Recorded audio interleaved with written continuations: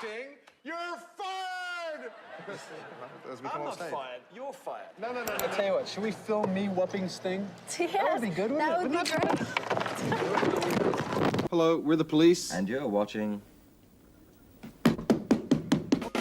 When the Police burst onto the music scene in 1977, they didn't look like the kind of band that would implode. Charismatic, edgy, and tight as a unit, they fused punk energy with reggae grooves and instantly caught the world's attention. Within just a few years, they weren't just rising stars, they were global icons. By 1983, their album Synchronicity had catapulted them to a level of fame few bands ever reach. Headlines were calling them the biggest rock band in the world. But behind the scenes, a different story was unfolding. One filled with friction, egos, and growing resentment. Their music might have sounded effortless, but the process was anything but. Sting, Andy Summers, and Stewart Copeland weren't childhood friends or longtime collaborators. They were three strong-willed individuals thrown together by ambition and timing.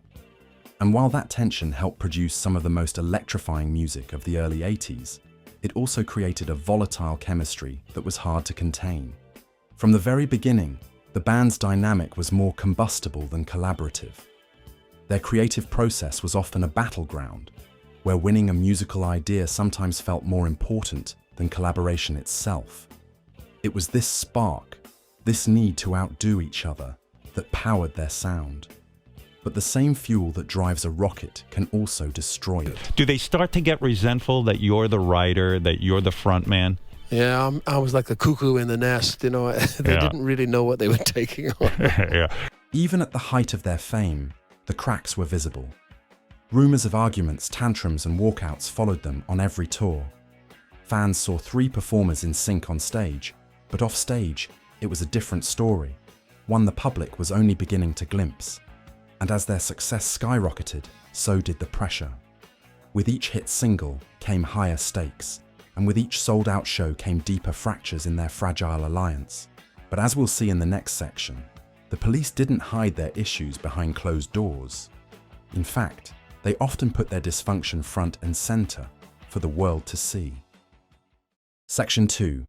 A band that thrived on conflict. And it was originally bossa nova. Until somebody came along. So you messed it up. You don't have to put on the red light. You play. Most bands keep their problems behind the scenes, not the Police. Their arguments weren't just whispered in dressing rooms, they were front-page material. From studio sessions to live interviews, the tension between Sting, Stewart Copeland, and Andy Summers wasn't just noticeable, it was the band's unofficial fourth member. If anything, their dysfunction became part of their identity. Andy Summers once admitted that they would deliberately mess with each other while recording, pulling pranks, sabotaging takes, and pushing each other's buttons just to see what would happen. In his own words, "We continue playing tricks on one another, trying to fuck each other up." It wasn't just for laughs. These antics added an aggressive edge to their music, a rawness that gave their sound its bite. But that constant pressure cooker came at a cost. The band's chemistry was a double-edged sword. On one hand, it made their music tense, tight, and unpredictable. On the other, it left them constantly on the brink of collapse. Where other groups leaned on brotherhood or shared vision, the Police ran on ego and competition. And when you've got three alphas trying to steer the ship, it's only a matter of time before someone jumps overboard or gets pushed. Their interviews from that era read more like therapy sessions. Snide remarks, passive-aggressive digs, and thinly veiled insults became standard fare. What most artists tried to hide, the Police wore like armor. The press loved it. Fans were intrigued. But for the band members themselves, it was exhausting. Back in the studio, things weren't any better. Arguments would flare up over creative decisions, song arrangements, or even who got more space in the mix. What should have been a collaborative process became a battlefield, and recording sessions often ended with people storming out, or worse, recording in separate rooms just to avoid face-to-face confrontations. Despite it all, they managed to keep the show going, at least in public. Night after night, they took the stage and performed as though nothing was wrong. But beneath the lights and thunderous applause, the foundation was cracking. And by the time Synchronicity rolled around, that fracture was about to split wide open. Section 3. Synchronicity, the ironic final hit. Synchronicity wasn't just the Police's most successful album, it was their breaking point. Released in 1983, it launched them into a stratosphere few bands ever reach. The singles dominated the charts. The tours sold out worldwide. On paper, everything was perfect. But the reality?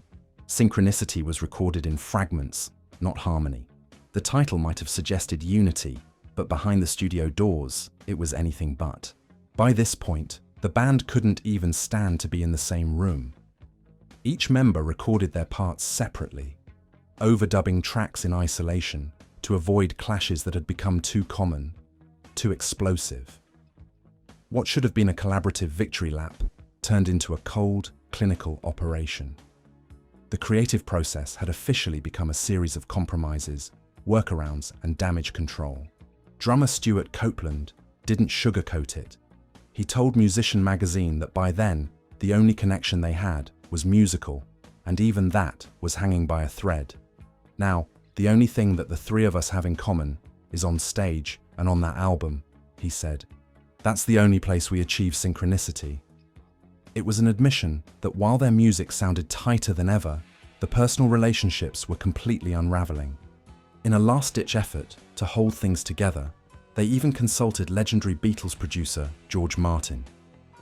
His advice may have temporarily calmed the storm, but it didn't change the fact that the band was already spiraling toward a quiet implosion.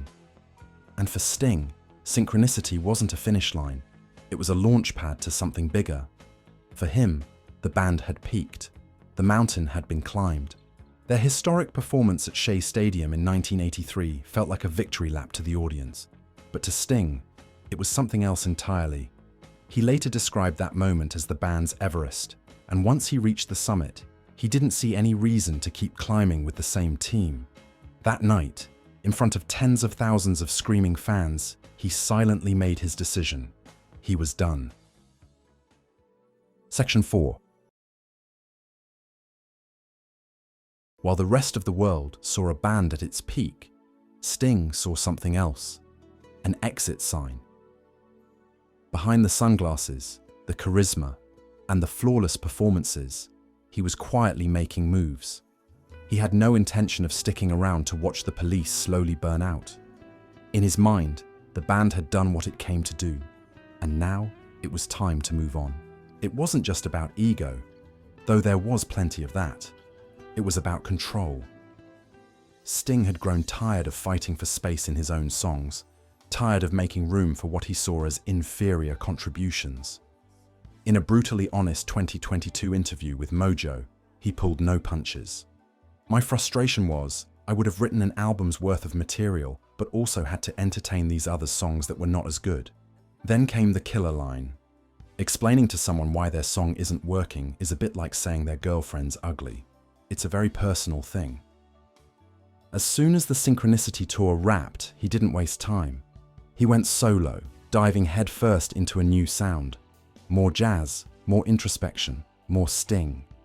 And while some critics rolled their eyes at the seriousness of his new direction, the move paid off.